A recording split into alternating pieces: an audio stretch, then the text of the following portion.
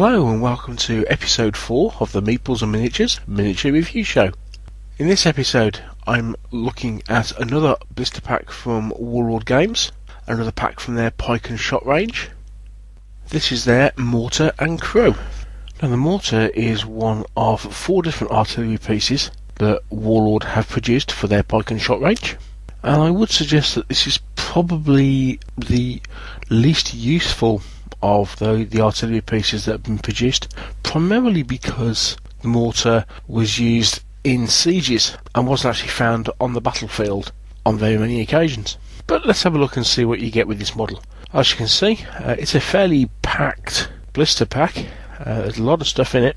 Once we unpack it, you'll see that the entire pack consists of 8 pieces. You have 4 crew, and the gun itself comes in 2 pieces, and then there are an extra couple of pieces which show an extra piece of ammunition for the mortar itself. So let's take a closer look at the models. First off, we'll actually have a look at the gun.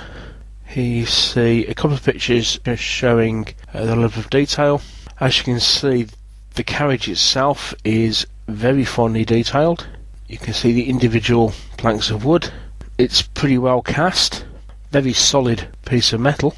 Slight evidence of mould lines, especially on the gun. Having said that, that's probably no different from what would actually be on the gun itself. You know, these things were cast, and therefore there may very well be evidence of casting on the main gun barrels at the time.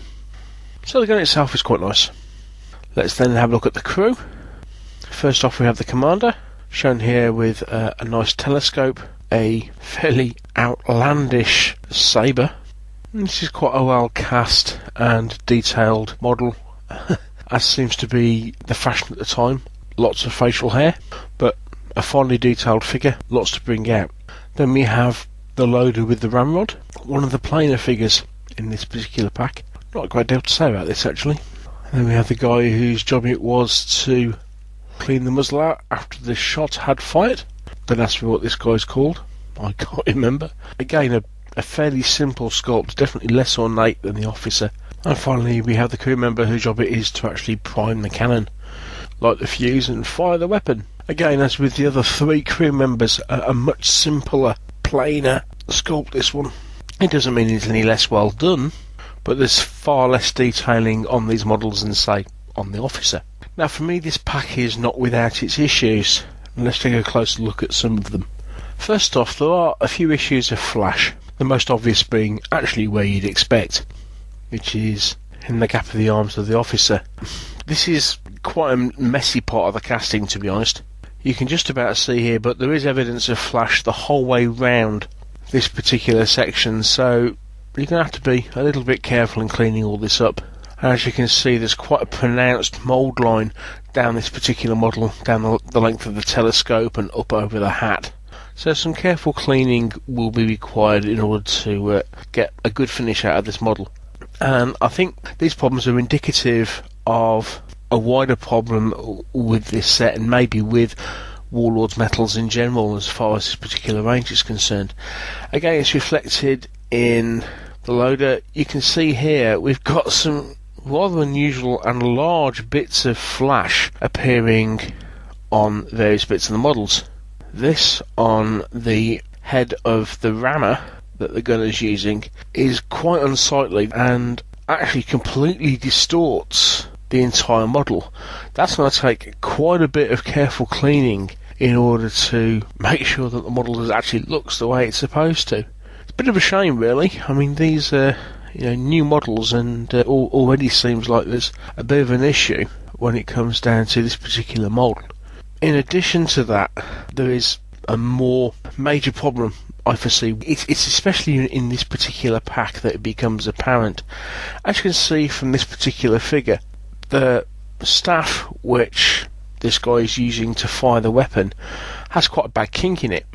This is actually indicative of every single model, whether it be the rammer for the loader, the staff with the mop that the guy's using to clean out the barrel, whether it actually be the sabre on the officer.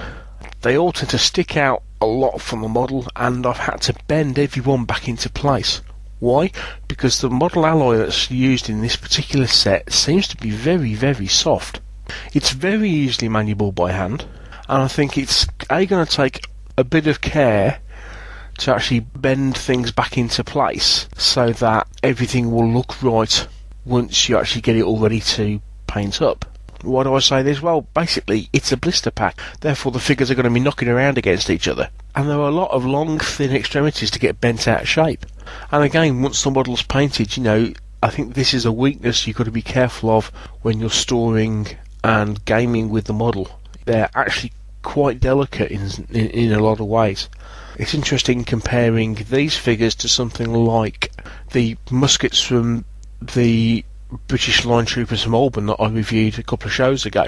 The metal alloy used on those figures is actually a lot more brittle, but it does actually mean it holds its shape a lot better and is a lot less prone to being bent out of shape by the odd knock, whereas you potentially have a problem just with plain gaming with these particular figures. And that, I think, is my major complaint with this particular pack. Now, how much can you expect to pay for this? Well, its list price is £12, which, it has to be said, seems somewhat on the expensive side, especially when you look at what you're getting. You're getting 4 troops and a small mortar. The majority of the figures are not amazingly well detailed, so there's not a fantastic amount of detailed sculpting gone into them. And the mortar itself is not that big a weapon.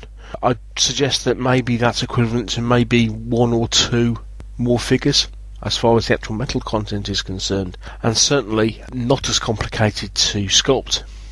So I think £12 is somewhat pricey for this particular pack, especially when you consider that a 4-pack command pack from Pike Shotte Range, for example, costs £5. However, it does seem to be more in keeping with Warlord's pricing policy when it comes down to how many packs they expect to sell, which is definitely something you see from the likes of Games Workshop, for example. They definitely have it priced so their artillery units generally are a lot more expensive than what you may think, simply because they only expect to sell small numbers of them. And as I said at the top of the show, a mortar is actually quite an unusual unit to find on the field. You don't tend to get an awful lot of them, and this is definitely expensive when you compare it to one of their major competitors, someone like Renegade, for example. So, all in all, I think this is a pretty average release from Warlord. Got a few issues, and I think it's overpriced. It's fairly easy to obtain. You can pick them up from most companies that stock the Warlord Pike and Shotte range, and obviously it's available from Warlord Games at www.warlordgames.co.uk. Well, that's all I've got time for on today's show. I hope you've enjoyed it and found it useful. Take care, and I'll speak to you soon. Bye.